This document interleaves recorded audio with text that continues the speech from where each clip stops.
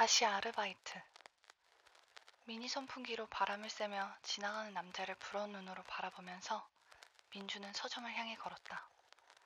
덥다 못해 뜨거운 태양볕에 머리가 다 얼얼했다.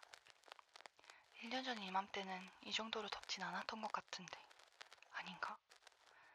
민주는 작년 이맘때의 날씨를 기억하려다 이 길을 지나다가 우연히 바리스타 구합니다라고 적힌 공고문을 봤던 순간 역시 기억해냈다.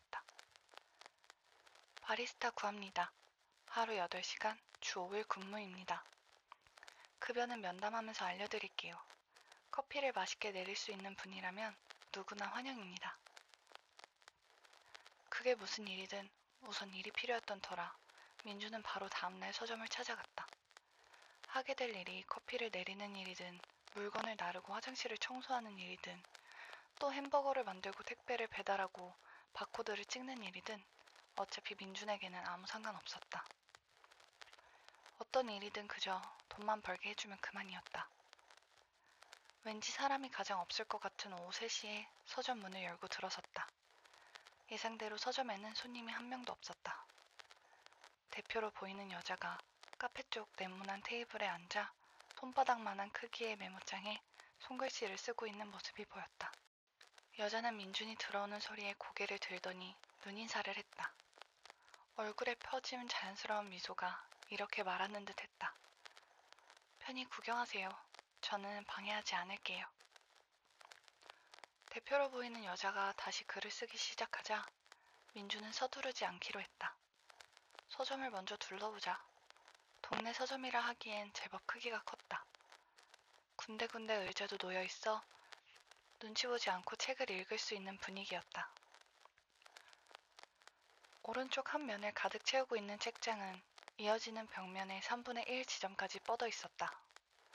문을 사이에 두고 그 옆으로는 창문 높이에 맞춰 매대견 수납장이 놓여 있었는데 대충 둘러봐도 딱히 어떤 기준에 따라 책이 진열되어 있는 것 같진 않았다. 민주는 바로 앞 매대에서 책을 하나 꺼내 들었다. 손바닥 크기만한 메모장이 책갈피처럼 꽂혀 있었다. 메모를 읽어봤다. 한 사람은 결국 하나의 섬이 아닐까 생각해요. 섬처럼 혼자고 섬처럼 외롭다고요.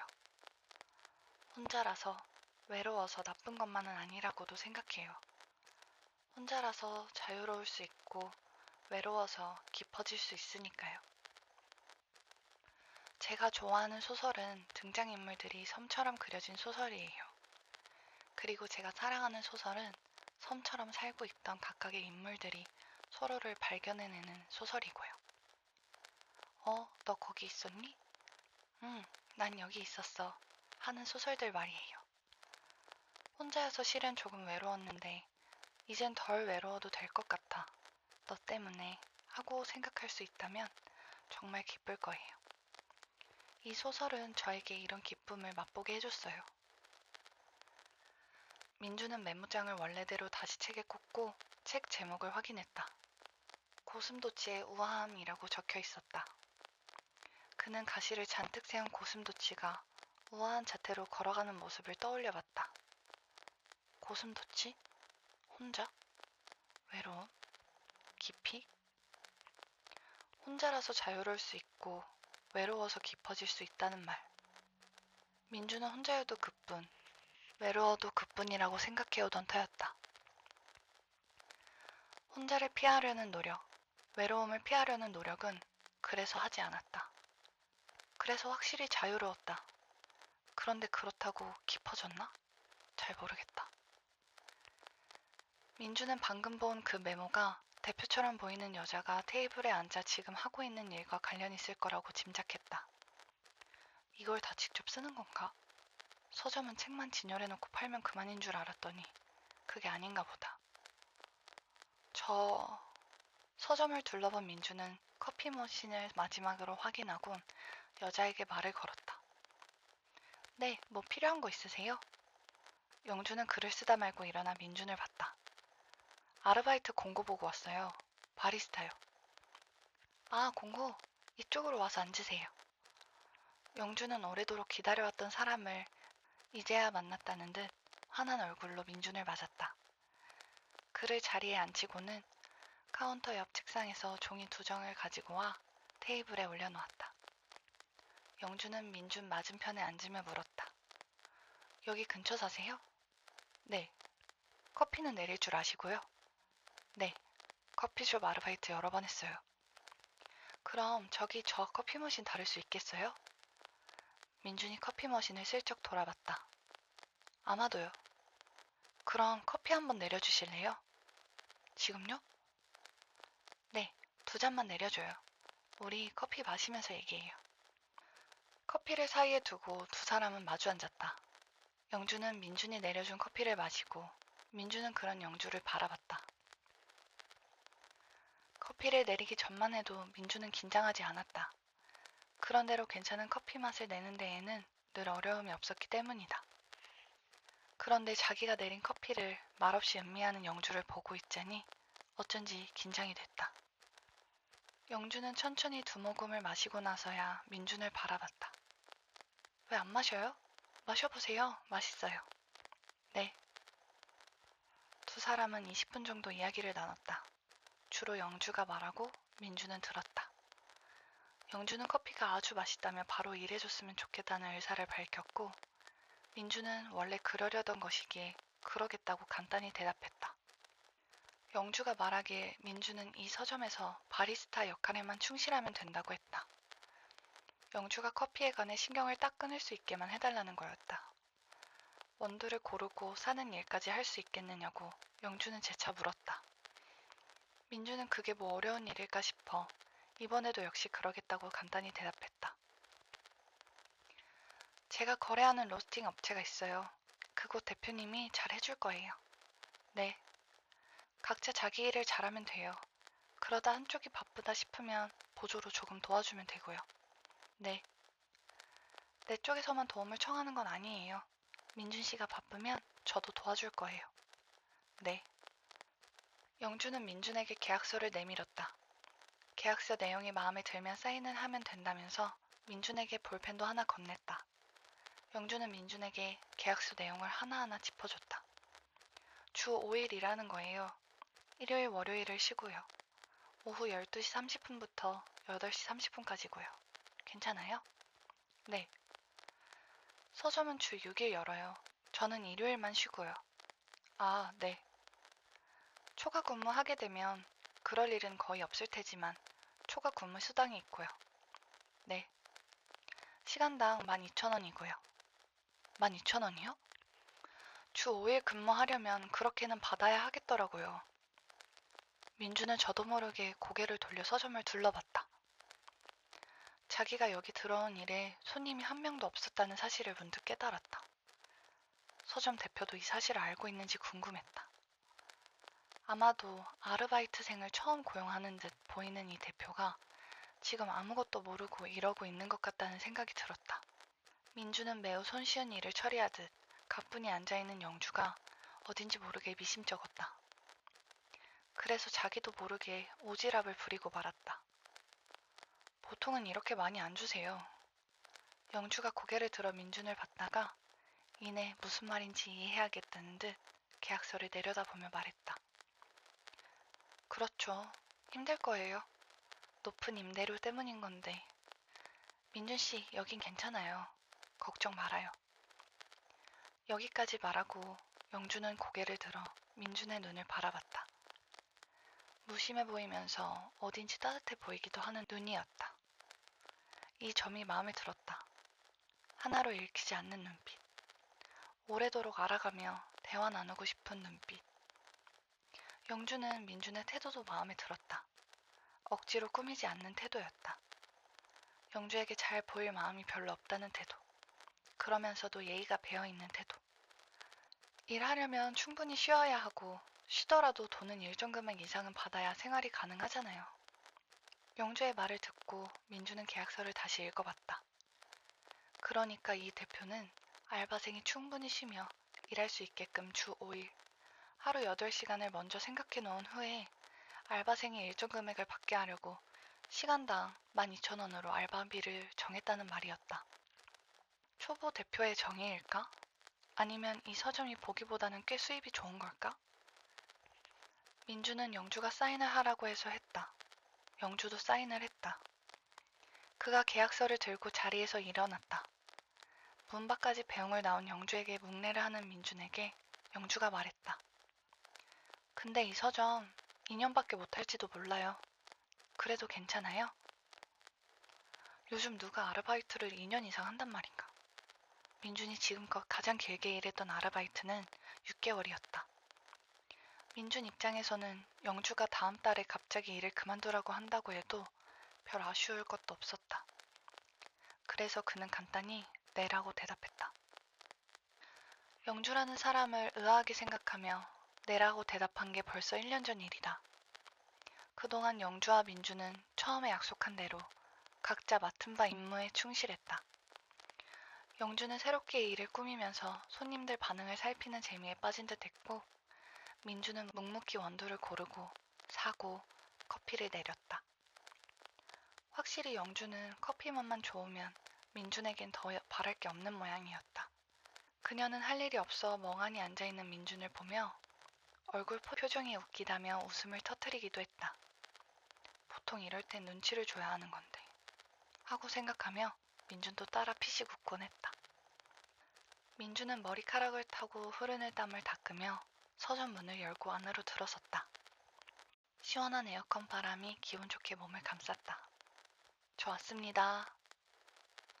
민준이 책을 읽고 있던 영주에게 인사했다. 민준 씨 왔어요? 오늘 너무 덥죠? 그러네요. 민준은 바 모양인 테이블을 위로 올려 그의 자리로 들어섰다. 카운터를 사이에 두고 한쪽은 민준의 자리, 다른 쪽은 영주의 자리였다. 오늘 커피는 무슨 맛이에요? 영주가 손을 닦고 있는 민준에게 묻자 민준이 장난스레 대꾸했다. 이따가 맞춰보세요. 영주가 읽고 있는 책 옆에 어느새 커피 한 잔이 놓였다. 민준은 그의 자리로 돌아가 의자에 앉은 뒤 영주가 커피를 마시는 모습을 지켜봤다.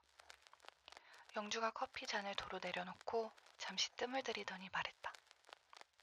어제랑 비슷한데 과일 향이 조금 더 강한 것 같아요. 이거 정말 맛있는데요? 민준이 가볍게 미소를 지으며 고개를 끄덕였다. 두 사람은 익숙하게 몇 마디 말을 주고받은 뒤 각자의 시간으로 돌아갔다. 서점 문을 열기 전까지 영주는 책을 읽을 것이고 민주는 오늘 쓸 원두를 준비하며 틈틈이 서점 여기저기를 청소할 것이다. 어젯밤에 영주가 정리해놓고 가긴 했지만 그래도 민준이 할 수 있는 일이 또 있을 것이다. 떠나온 사람. 서점 오픈 전까지 영주는 소설을 읽는다. 소설은 그녀를 그녀만의 정서에서 벗어나 타인의 정서에 다가가게 해줘서 좋다. 소설 속 인물이 비통해하면 따라 비통해하고, 고통스러워하면 따라 고통스러워하고, 비장하면 영주도 따라 비장해진다. 타인의 정서를 흠뻑 받아들이고 나서 책을 덮으면 이 세상 누구든 이해할 수 있을 것 같다. 영주는 무언가를 찾기 위해 책을 읽는 경우가 많았다. 하지만 매번 찾는 게 무엇인지 정확히 알고 첫 페이지를 펼치는 건 아니었다. 수십 페이지를 읽고 나서야 아, 내가 이런 이야기를 찾고 있었구나 하고 알게 될 때도 많았다. 찾는 게 무엇인지 정확히 아는 채로 책을 읽는 경우 또한 있었다. 1년 전부터 영주가 읽어온 소설들은 이렇게 분류할 수 있었다. 떠나온 사람들의 이야기, 며칠일 수도 있고 평생일 수도 있는 떠남. 각기 다른 모습의 떠남일지라도 모든 떠남은 결국 그들의 인생을 바꾼다. 그때 사람들은 영주에게 말했다. 너를 이해할 수 없어. 라고. 넌 왜 너만 생각해? 라고도. 영주를 나무라는 사람들의 목소리는 잊을만 하면 환청처럼 들려왔다. 뜸해지는가 싶다가도 한순간 기억 저 너머에서 목소리들이 달려들었다. 이럴 때마다 영주는 조금이라도 무너졌다. 하지만 더는 무너지기 싫어. 영주는 떠나온 인물이 나오는 소설을 팔고 들었다. 그녀는 마치 떠나온 사람들에 관한 이 세상 모든 이야기를 모으려는 것처럼 굴었다. 영주의 몸 어딘가엔 떠나온 이들이 모여 사는 장소가 있다. 그 장소엔 그들에 관한 다양한 정보가 넘쳐난다. 그들이 떠나온 이유, 떠날 때의 심정, 떠날 때 필요했던 용기, 떠나고 나서의 생활, 시간이 흐르고 나서의 감정 변화, 그들의 행복과 불행과 기쁨과 슬픔. 영주는 원할 때면 언제든 그 장소로 찾아가 그들 곁에 그녀 자신을 눕혔다. 누워서 그들의 이야기를 들었다. 그들은 그들의 인생을 통해 영주를 다독여줬다. 너를 이해할 수 없어. 넌 왜 너만 생각해라고 말하는 사람들의 목소리를 떠나온 사람들의 목소리로 덮었다. 그녀는 그녀 몸에 담긴 떠나온 이들의 목소리에 힘입어 이제는 이렇게 용기를 내어 스스로에게 말할 수도 있게 되었다. 그때는 그럴 수밖에 없었어. 요 며칠 영주가 읽고 있는 소설은 모니카 마론의 슬픈 짐승이다. 소설 주인공은 정말이지 철저히 떠나온 여자였다. 여자는 남편과 딸을 떠났다. 한 남자를 사랑하게 됐기 때문이다. 인생에서 중요한 건 사랑밖에 없다고 생각했기 때문이다. 여자는 떠날 수밖에 없었기 때문에 그 어떤 죄책감도 느끼지 않았다. 그리고 사랑하던 그 남자가 떠나가자 그와 함께했던 기억을 영원히 잊지 않기 위해 이후 그 어떤 기억도 인생에 더딥히지 않았다. 그 남자를 기억하기 위해 삶이라 부를 수 있는 모든 형태의 삶을 포기하고 수십 년을 혼자 살아온 그녀는 이제 100살이 되었다. 어쩌면 90살일지도 모른다. 영주에게 좋은 소설이란 그녀의 기대를 넘어서는 곳까지 그녀를 데려가는 소설이다. 이 소설은 사랑 때문에 떠난 여자의 이야기라 할 수 있고 영주의 관심은 떠난 여자의 방점이 찍혀 있었지만 이제 영주는 사랑 때문에 사람이 할 수 있는 일들을 생각하고 있다. 여자는 남자가 남기고 난 안경을 다시 쓰고 다니다 시력을 망친다. 안경을 쓰는 것이 그의 곁에 머물 수 있는 마지막 가능성이었기 때문이다. 영주는 어떻게 하면 사람이 이렇게까지 한 사람을 사랑할 수 있을지 생각했다. 어떻게 50년 전의 사랑, 어쩌면 40년 전일 수도 있는 그 사랑을 추억하며 그 긴 시간을 홀로 보낼 수 있었을지 생각했다. 어떻게 후회하지 않을 수 있었는지, 어떻게 그 남자가 유일한 사랑이었다고 확신할 수 있었는지 생각했다. 영주로서는 알 수 없다. 다만 영주는 그녀가 멋지다고 생각했다. 여자가 선택한 삶의 형태는 강렬했고 그것을 이뤄내는 방식은 치열했다. 영주는 책에서 고개를 들어 인생에서 놓치면 가장 아쉬운 것은 사랑밖에 없다는 여자의 말을 곱씹어봤다. 인생에서 놓치면 가장 아쉬운 것은 정말 사랑일까? 사랑뿐일까? 사랑은 정말 그렇게나 위대한 걸까? 영주는 사랑은 그 자체로 좋은 것이라고 생각하지만 그렇다고 사랑이 다른 무엇보다 더 위대하다고는 생각하지 않았다. 누군가는 사랑하지 않고도 살 수 있다. 누군가가 사랑만으로 살 수 있는 것처럼. 영주는 그녀 자신이라면 사랑하지 않고도 충분히 살아갈 수 있으리라 생각했다. 영주가 이런 생각에 빠져있는 사이 민주는 커피잔을 바짝 마른 행주로 닫고 있었다. 알람을 맞춰놓은 시계가 오후 1시를 알리며 울리자 민주는 행주를 제자리에 놓은 뒤 문 쪽으로 걸어갔다. 문패를 오픈으로 바꾸려는 것이다. 민준이 움직이는 소리에 영주도 생각에서 빠져나왔다. 영주는 문을 닫고 걸어오는 민준에게 사랑에 관해 어떻게 생각하느냐고 물어보고 싶었다. 하지만 묻지 않기로 했다. 민준이 어떻게 대답할지 예상이 됐다. 뭔가 생각하는 듯 하다가 결국은 글쎄요 라고 대답하겠지. 영주는 민준이 멈칫거리는 순간에 한 생각을 말해달라는 것이지만 민주는 자기 생각을 쉽게 말하지 않는다. 문패를 바꾸고 돌아온 민주는 행주를 들고 이미 닦은 컵을 다시 닦기 시작했다. 민준을 바라보며 영주는 그에게 묻지 않길 잘했다는 생각을 했다. 어차피 정답은 하나밖에 없다. 영주가 스스로 생각해낸 답이 지금 이 순간의 정답이다. 영주는 정답을 안고 살아가며 부딪히며 실험하는 것이 인생이라는 걸 안다. 그러다 지금껏 품어왔던 정답이 실은 오답이었다는 것을 깨닫는 순간이 온다. 그러면 다시 또 다른 정답을 안고 살아가는 것이 평범한 우리의 인생. 그러므로 우리의 인생 안에서 정답은 계속 바뀐다. 영주는 여전히 컵을 닫고 있는 민준에게 말했다. 민준 씨, 오늘도 수고해요.